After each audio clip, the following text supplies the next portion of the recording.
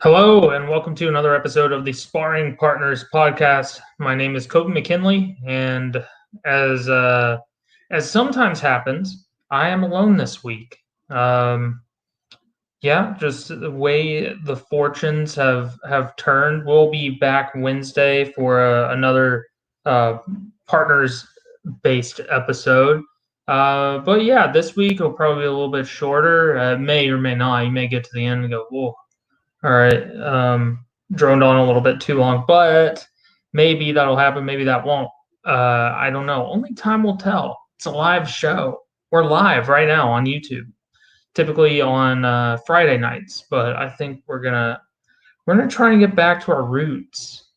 What we did all those 22 episodes ago. Get back to Wednesdays. Record on Wednesdays. That sounds like a good day to do it. The midday, well, no, not midday, because I think we're both working on Wednesdays. But the midweek, come out on Thursday. Enough time for news to break post card, but not so much so that people have forgotten about the card that just happened. I mean, we're going to be talking about the card that just happened. UFC Vegas 22, Brunson versus Holland. We're going to be talking about that. But for right now, let me just say, if you are tuning in for the first time, if you've picked this up on Anchor or Spotify or on YouTube, where we include video, this week it's just my face with a room behind me. So maybe you feel you're missing out, but some weeks we have visual aids. Some weeks we have PowerPoints. All good things.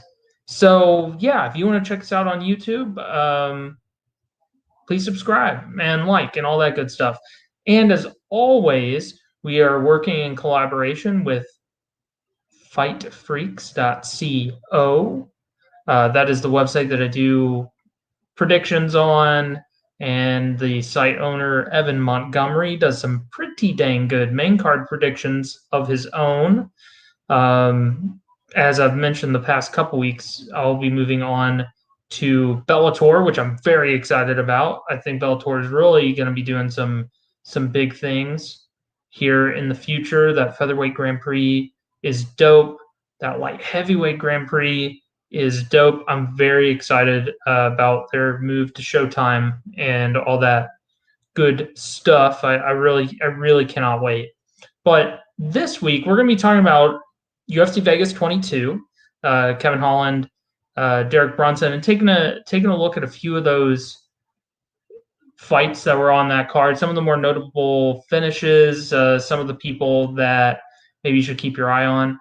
We are, of course, going to be previewing tomorrow's UFC 260. If you're seeing this in the morning when it gets posted to audio or video, that will be later today, and you will be even more excited watching all the UFC embeddeds and all that good stuff, which I'm behind on. I have not watched all of the embeddeds, but they are good. A little behind the scenes action. So, and then of course we have odds and ends at the end. Odds at the end. So I think we'll go ahead and we'll get started with UFC Vegas 22. This is probably the third or fourth time I've said this, where Derek Brunson defeated Kevin Holland via unanimous decision in the main event. It was a solid fight. Kevin Holland had moments, but the storylines coming out of this fight are super bizarre. I don't quite understand. I don't quite understand why people are making a big deal about Kevin Holland and the way he spoke. During the fight, you have Dana White going as far as to say that Kevin Holland had a mental break. I mean, dude, that's what Kevin Holland does. Kevin Holland talks. He talks the whole fight. And the fact that he did it but just lost this time is really really weird, because the UFC wants stars. They want people who are eccentric individuals that can also kick ass. And Kevin Holland seems to tick the right boxes, but he just didn't kick ass this time. I mean, he didn't necessarily get his ass kicked. I mean, he honestly, if we're judging on a damage curve, Kevin Holland landed the more substantial and the more significant shots of the bout. But Brunson, yet again, showing, well, really just showing why he is the ultimate gatekeeper, because only the really elite make it past Brunson. Really, I mean, you take a look at the man's record and who he's lost to. It's really, in fact, that's what I'm going to do right now. I'm taking it over to here. We're going to Brunson. We're opening a new tab. I mean, let's be honest. People really, MMA is so fickle, man. MMA is so fickle. You lose a few fights, and now you're a bum. You're in the most premier organization with the best talent. But also, if you lose there, there's a certain subsection of the MMA fandom that think you suck.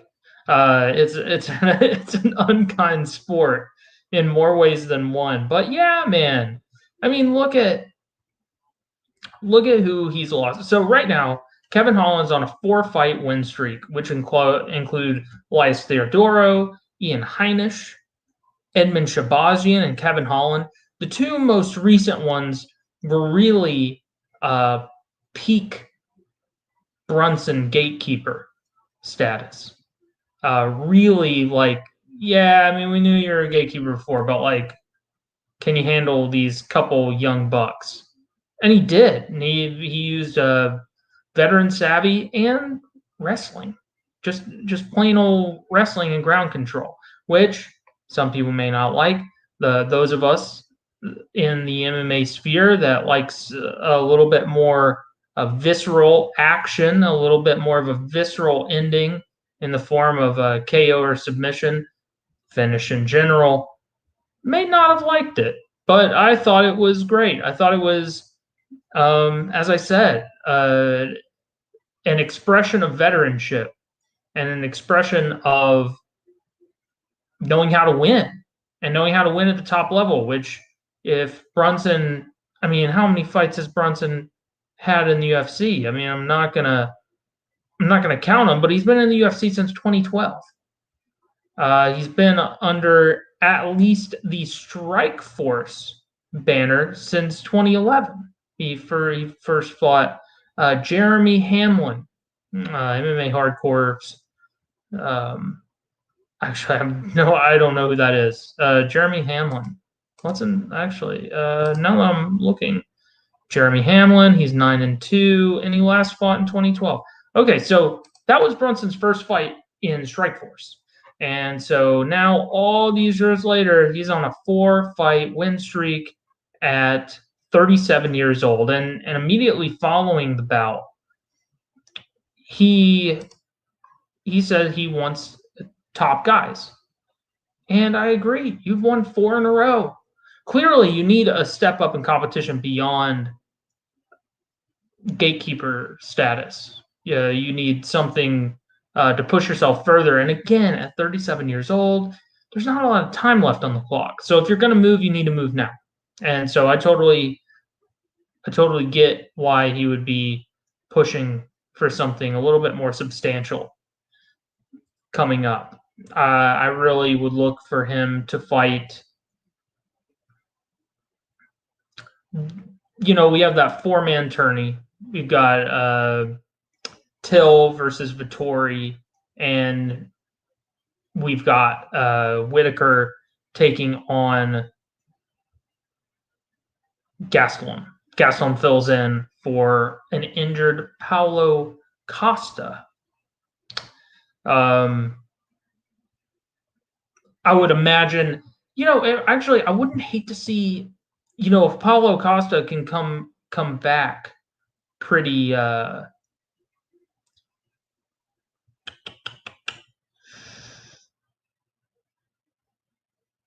if he can come back pretty good, Sorry, a little brain fart there. If Paulo Costa can come back healthy, I wouldn't mind seeing him fight Derek Brunson. Or the winner of whichever, of that four-man tourney, Gastelum, Whitaker,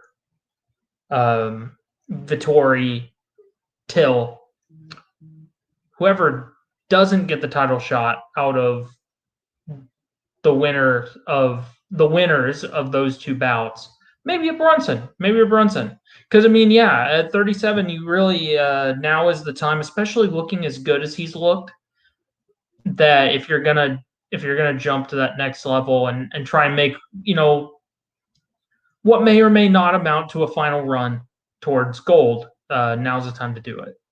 And then coming out of this, on the other side, Kevin Holland lost. And as I mentioned earlier in the bout, Dana White said that he seemed like he had a mental breakdown. No, it just seemed like a guy who was losing and talking. He was speaking the entire fight. And I know that there's some people on the Twitter sphere that said that it illustrated a lack of drive, a lack of buckling down when the going gets tough. But I just feel like that's what Kevin Holland does. Kevin Holland talks. And I don't know why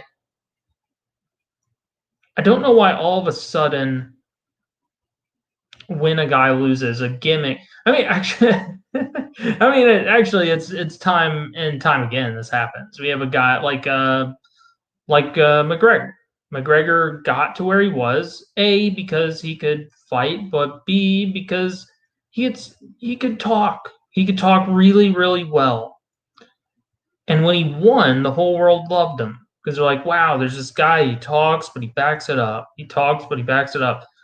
And then when he loses, it seems like even more people come out and say, see what happens when you talk. It's just so, I've used the word before in this podcast, but it still makes sense. Fickle. It's just so fickle. But anyway, after the bout, Kevin Holland already working on his next moves, and he said that he would like to give 170 a try in the ESPN post-fight show because, as was publicized pre-fight, Holland came in pretty light. He came in at 183, and he said himself that he walks around about 196. So why are you middleweight, Kevin Holland? Why are you a middleweight? He's you could tell there were certain ways in which Brunson was able to control him on the floor, and I'm like excited by the thought of a welterweight Kevin Holland. That would be nuts. That would be really interesting for a guy who hits as hard as Holland does and is as tall as Holland is. Being able to face off with some welterweights might seem pretty appealing. And it is to him. Here's the full quote. Honestly, I'd like to get a nutritionist and try 170, Holland said on the ESPN post-fight show. Those boys are heavy in there at 85. It's nothing I can't deal. It's nothing I just can't deal with. It's just something that when you fight for 25 minutes, you think about that type of stuff. So if I could try a 70 fight, that would be awesome. Bilal Muhammad kept mentioning my name, getting ready for this fight, and I kept commenting on his little stuff. Bilal coming off an eye poke. I'm coming off a loss. We wanted to fight before. Why not do it now? I love that fight.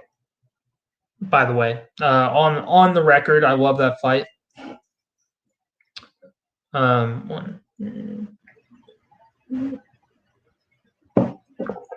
For Holland, this was his first big. All the lights were on him. If he had won rocket ship, He's off to the races. And if he had won devastatingly, if he had won before we started to see him, if he had won early, like a first round stoppage, Kevin Holland is that dude at 185 pounds. But since that didn't happen, now we gotta adjust the strategy a little bit for both his fighting and also his career.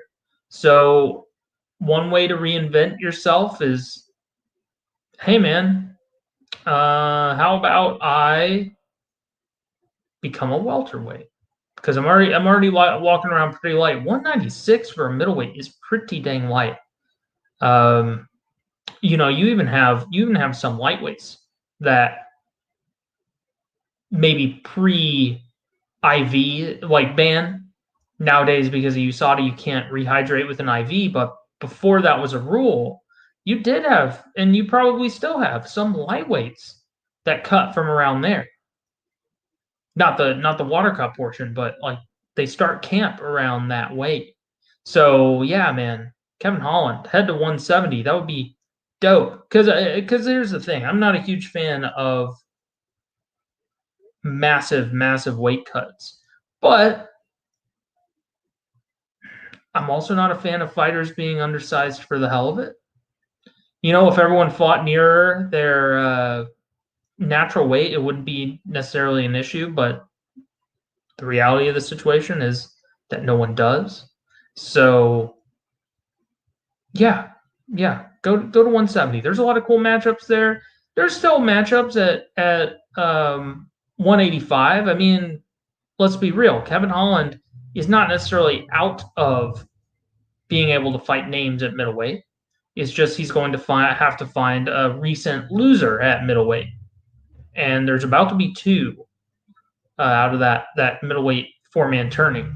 So, hey man, I'm down for whatever Kevin Holland does. Win, lose, or draw. I like to watch that dude fight.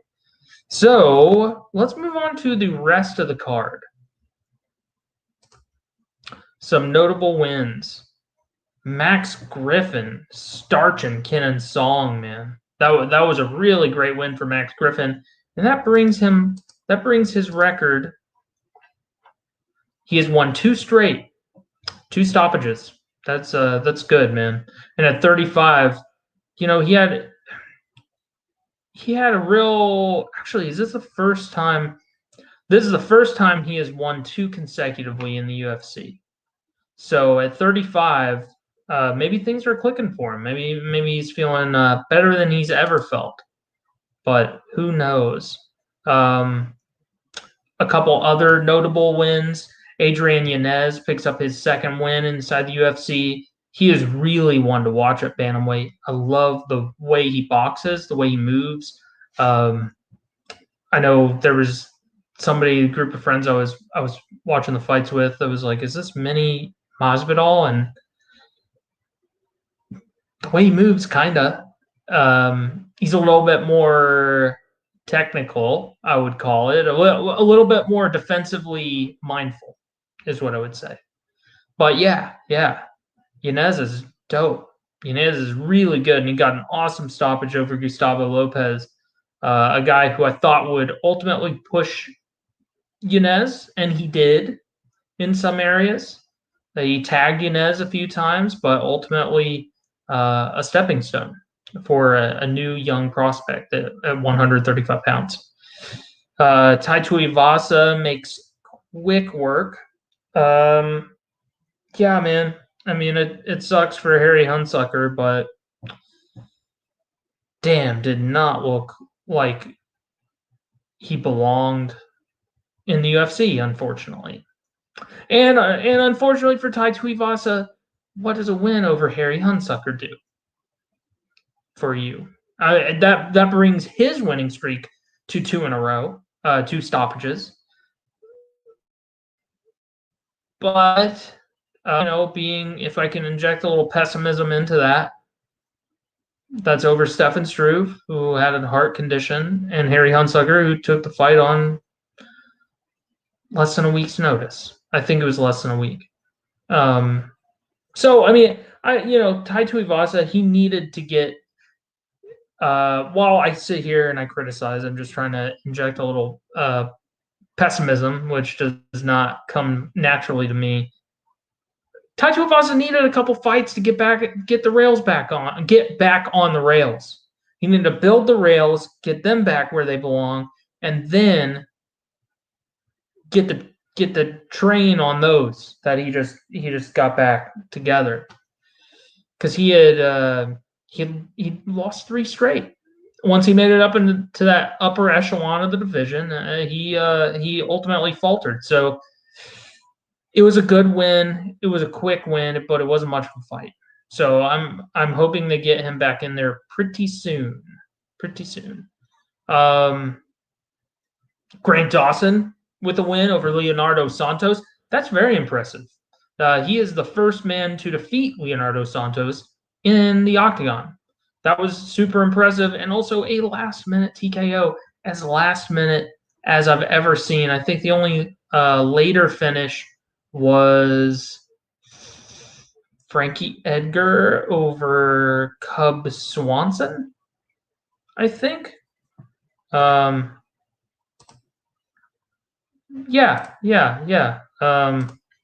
Let's see. I want to check myself. Cub Swanson. I believe he got submitted at 4:59. No. Nope. Oh, he did. I went to the second Edgar fight where he just lost via decision. The first Edgar fight, he lost at 4:56 of round 5. And so Leonardo Santos got stopped via strikes at 4:59 of round 3 by Grant Dawson in a fight that was very close. And I don't necessarily believe that Grant Dawson was winning. So, dude, how crazy. Those hammer fists were brutal. I'll say Grant Dawson has really turned into one to watch. Really a fun guy to watch fight. His grappling is superb. His stand-up is only getting better. I'm very excited to see what this dude can do. Trevin Giles with the upset. Bruno Silva with the upset. Montel Jackson doing exactly what everyone thought he would do.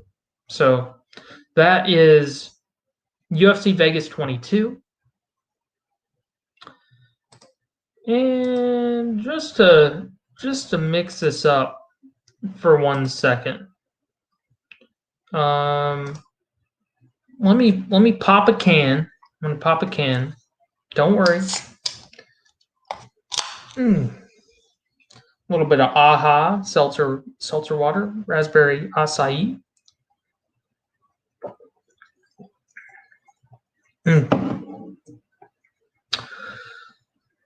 All right, UFC 260 is upon us as time of recording and broadcasting. It is tomorrow. It's in 20 minutes. It will be later today. But of course, in the main event, Stipe Miocic, the consensus GOAT heavyweight, takes on the consensus most horrifying heavyweight, Fancis N'Gannou. In the co-main event, Tyron Woodley takes on Vicente Luque in a fight that, dang man, Woodley needs a win. Woodley needs a win bad. And Vicente Luque don't care. Originally, of course, we were supposed to have a featherweight title tilt between Alexander Volkanovski and Brian Ortega. God, blank on names. It's horrible. Do the show earlier. That, of course, Volkanovski tested positive for COVID-19, unfortunately. So speedy recovery for him, and hopefully the bout doesn't get postponed for too long. We had a bunch of cancellations for this card. Let me just run through them real quick. Johnny Walker, Jimmy Crute, canceled. Volkanovski, Ortega, canceled. Brandon Marcos, Luana Pinheiro, canceled. Jessica Penne, Hannah Goldie, canceled. Blagoy Ivanov versus Marcin Tybura, canceled. Alonzo Menifield versus William Knight, canceled. That one hurt. The last one hurt. I was very excited. I was so ready. I was so ready for Menifield Knight.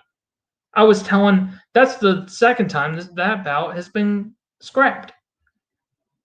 Menifield stayed on the card. He takes on Fabio Cherant. Still a light heavyweight. But yeah, man, the COVID-19 is still upon us, whatever people want to think or believe, even though the vaccine's rolling out, people getting shot in the arm left and right, ripping their masks off. It's still very real, and you know, it's not like Dana White, it seems to be reflective. But when you have a card where 1, 2, 3, 4 of your 6 cancellations are due to COVID-19, and you're sprinting to have a packed venue for UFC 261. Hey, man, do what you got to do, Dana. But get ready. That's a side note. I don't want to get too... I've stumbled upon the subject, so I'm going to go ahead and read this from Odds and Ends. This is from Reddit user dark_legend. Assumption of risk clause in UFC 261 tickets in case fans contract coronavirus in the arena. So just know that, yeah, of course the UFC knows it's a real possibility that in,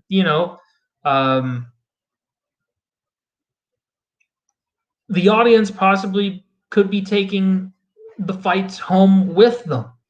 That is the fight against disease and pandemic.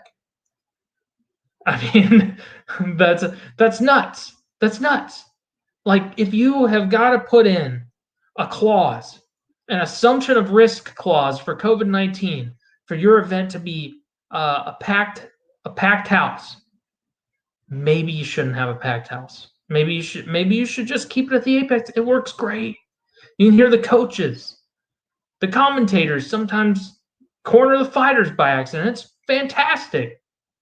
You can hear all the bumps, bruises, and grunts in the Apex. I don't know. All I'm saying, I want to go to an event. I had an event canceled because of COVID-19. I was supposed to go to a card in Cincinnati. I believe it was Cincinnati or Columbus. It was one or the other. It was a year ago. I believe almost a year to the day. That was supposed to occur, and it got canceled due to COVID-19. But I will not sign up to go to one until the assumption of risk clause is gone. Oh my God, and it sold out in minutes. It sold out so fast. People are so ready. And don't get me wrong, I'm ready too, but we got to move past it eventually. But, maybe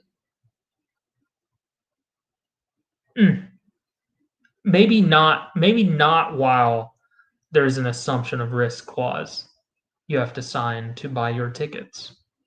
So anyway, the digression lasted enough. Let's get back to UFC 260. And let's talk about some of the fights on this card. I mean, top to bottom, it is, obviously the heavyweight title was on there. That's important. The co-main event, Tyron Woodley is still looking to rebound from his skid. So that's important. Vicente Luque, he comes to go to war. So that is entertaining and could be important. Because I still feel like a win over Tyron Woodley does something. It doesn't do what it used to do. It doesn't immediately get you a chance at welterweight gold, but it puts you closer. Puts you closer than a win against some other folks at 170.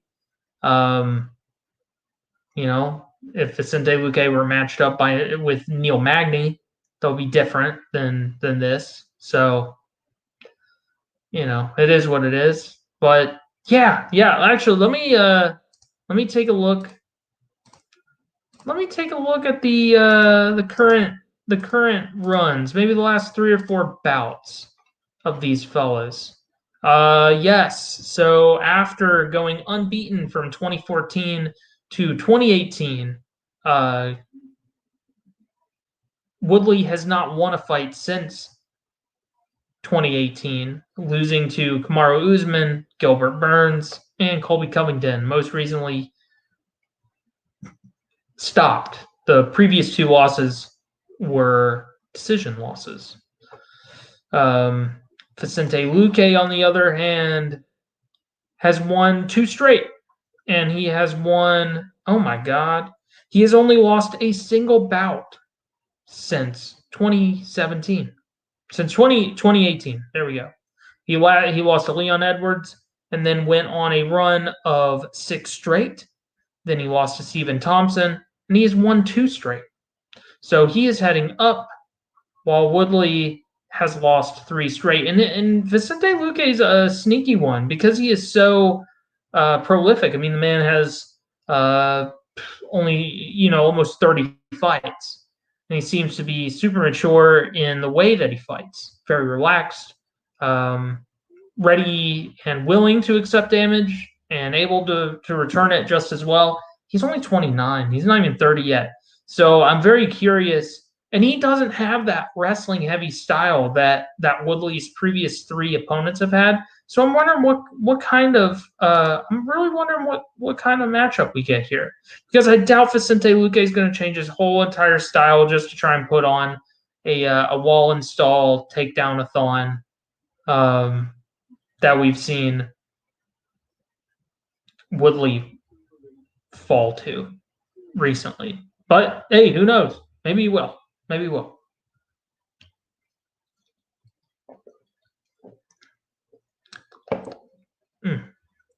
That is the raspberry acai version. It's very good.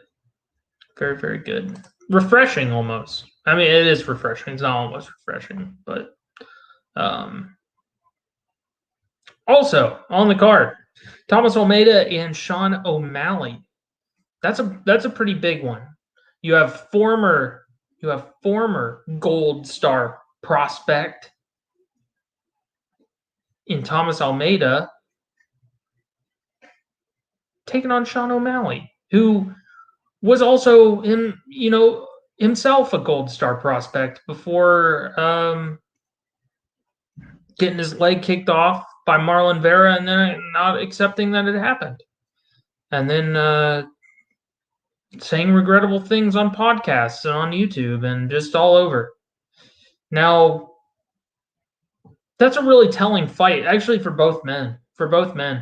Thomas Almeida, I would feel quite vulnerable heading into a fight against Sean O'Malley because he has not looked great as of late. He was this hot young prospect. He had that bout against Cody Garbrandt a long time ago before Cody Garbrandt got a shot at the belt, but it was kind of a 2 young guns meeting up, and Garbrandt came on top. And since then, Almeida really has had trouble putting together any sort of run like he had before that fight.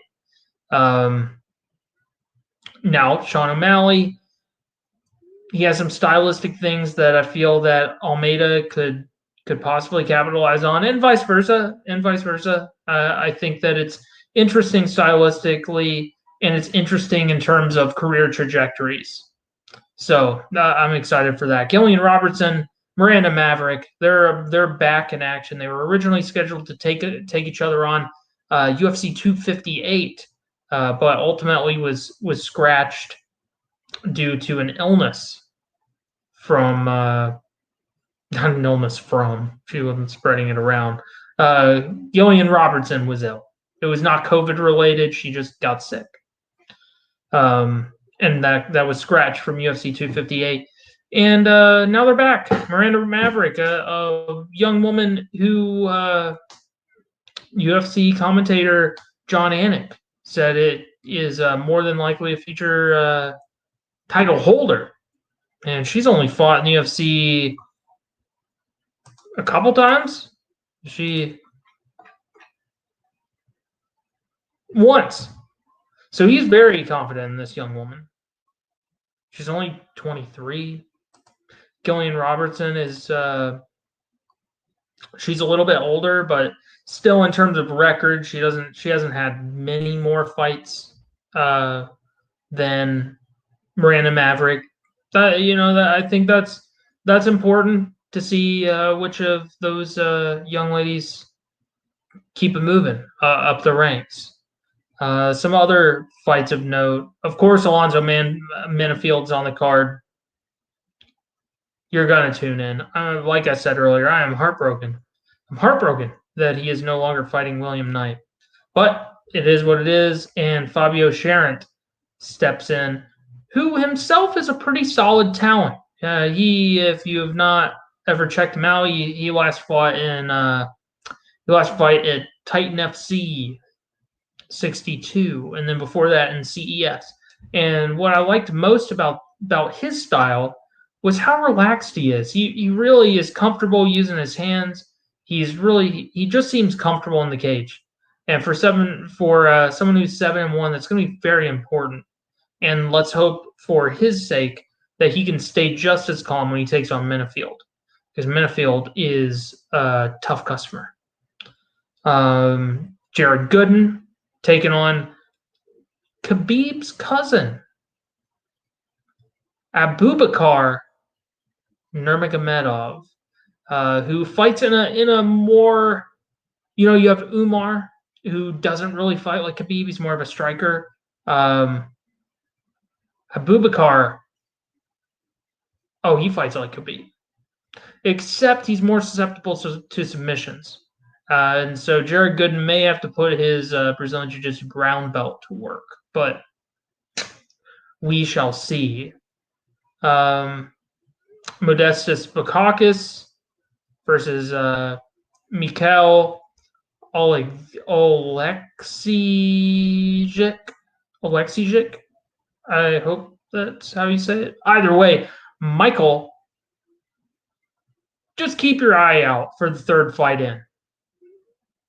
Bukauskas and Oleksiejczuk, maybe that's how you say his name. It's going to be fun. Sorry, excuse me. These ahas are carbonated. It's going to be super fun. I cannot wait for that one. It's going to be Bukauskas moves really well. He fights long. He fights behind his jab and his low kicks. Uses a lot of lateral movement, way more footwork than is typically found at light heavyweight. And Michael, however you say it in Poland, that dude just comes forward. He wants to find you in the cage. And he just goes forward and he lunges these big punches. He is all out aggression, really high pace. Sometimes gets him into trouble, but it always makes it fun to watch. So, it should be a good one at 205. And then you have Shane Young, Omar Morales should be another banger. Shane Young's out of CKB, and Omar Morales is not, but he throws heat for 145. And then opening up the cage should be one that is, if it goes, I'll say it like this: if it goes Azatar's way, it's going to be a really great finish. And if it goes Barriault's way, it's French-Canadian, it's going to be a workman-like performance over the course of 15 minutes. And it could go either way. Abu Azatar is just so unpredictable. He is powerful. He lunges in with big strikes, but not just blind. He's a former kickboxer. He has kickboxing experience. So it's like targeted wild striking. I just What's interesting about this fight actually is that both men are coming off of sub 1 year USADA suspensions. So there's that.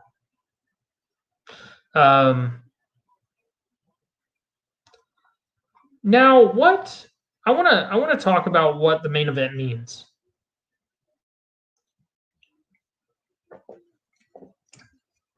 Because Stipe is, after defeating DC, was recognized as the consensus GOAT heavyweight. This fight, I think this rematch might solidify that more than that second win over DC. Just because of how horrifying Ngannou is. Ngannou sleeps dudes. He has what is often called the touch of death.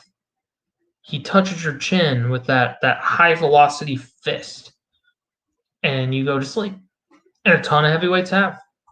And I'll just read off the names. Since he lost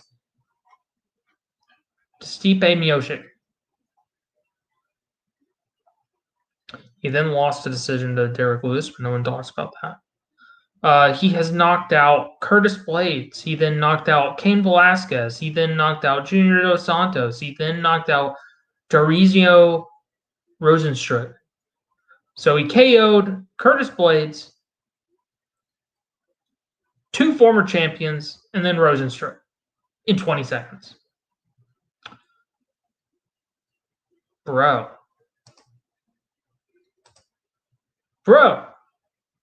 He's horrifying. And he knocked all those men out in the first round. All 4 of those bouts ended in the first round. Oh, no. He was already scary when he fought Stipe in 2018. And now it's all over again.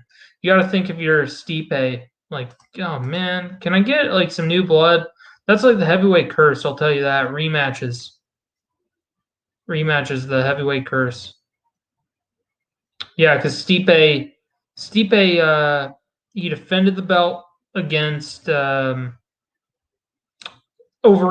He defended against JDS. He defended it against Fancis N'Gannou. He then lost to DC. He then beat DC, and then he won a decision over DC. Woo. So yeah, a win in this bout really is sorry, my contacts are drying out something fierce.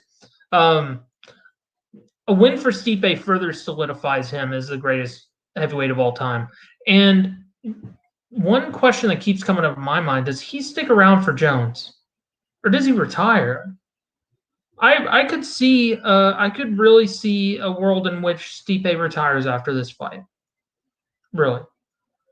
Because I mean, what does, obviously more paychecks, whatever, but he takes off so much time in between fights. It seems like I just am not sure how much he enjoys doing it anymore. Just based on the frequency with which he fights. But who knows? Maybe he loves it. I know that he likes that heavyweight money, and he likes that those pay-per-view points. But when you're staring down the barrel of, like, okay, I just beat Fancis N'Gannou again, and my reward now is to fight Jon Jones. I'm not sure what kind of reward that is. I mean, hey, maybe you think that Stipe would win against Jones, and that's entirely possible. But I'm just really curious how much longer Stipe wants to even do it, because he does not seem, he has his career outside of fighting, and he seems pretty content with that. So I'm just curious, if he wins on Saturday, does he retire? He might. I'm getting those vibes, but we'll see. We'll see. Maybe he wants to pull Cejudo, ask for a little bit more, get some more points, on the pay-per-view to fight Jones. I mean, hell, both of them are going to be asked for more money, so whatever. It doesn't matter. And then if Ngannou wins, we do an immediate rematch, or does UFC just say, thanks for the cheese, Stipe, see you later? It's just like all this. It's just fucking rambling about possibilities, but could happen. Could happen.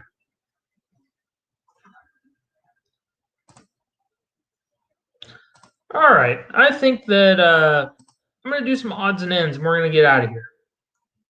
So, actually, some kind of big news for the women's division. Miesha Tate's back. She is coming back. Is she coming back at... I believe she's coming back at Bantamweight. She's coming back at Bantamweight, and she already has a fight. She already has a fight book against Marion Reneau, who is currently 0-4 in her last 4.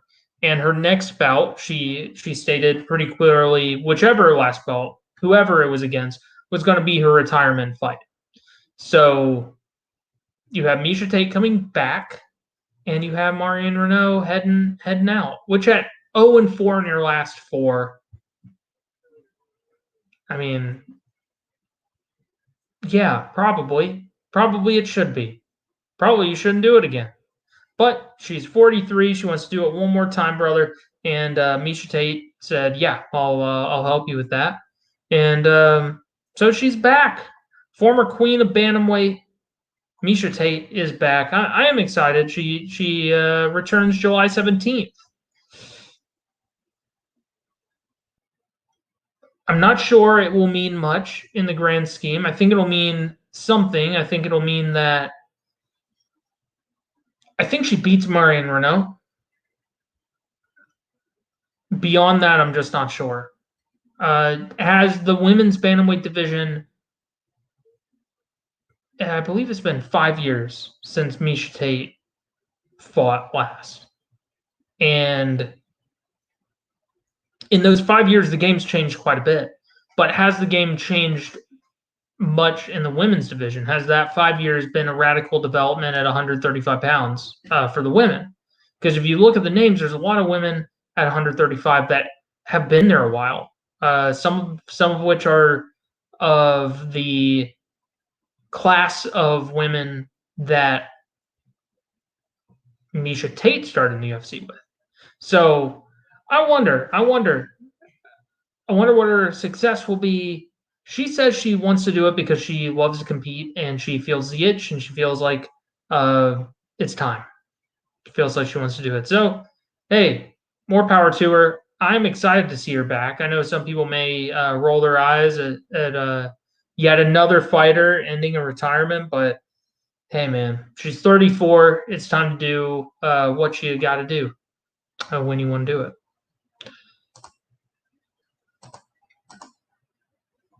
Khamzat Kamayev ends his retirement and plans a July return. So he's still eyeballing Neil Magny, but that may not happen. I hope he's coming back of his own volition, and not because that dictator piece of shit told him he needed to, or Dana White. Yeah, I hope that Kamayev is actually ready and he's actually healed up from his complications from COVID. Because otherwise, you're just going to see a shadow of either way. If he had retired, he would have been a huge what if of MMA history. And if he comes back and he's just not the same, he's going to still be a what if of MMA history. So best of luck to him. I cannot wait to see him back in the octagon, assuming he's all healed up. And then last but not least, this is of particular interest to me. Rizin 2021 Japan Bantamweight Grand Prix was announced today, or maybe late yesterday. And it is a 16-man tournament. Kai Asakura, the former Rizin champ, is a part of it. No Kyoji Horiguchi, most notably.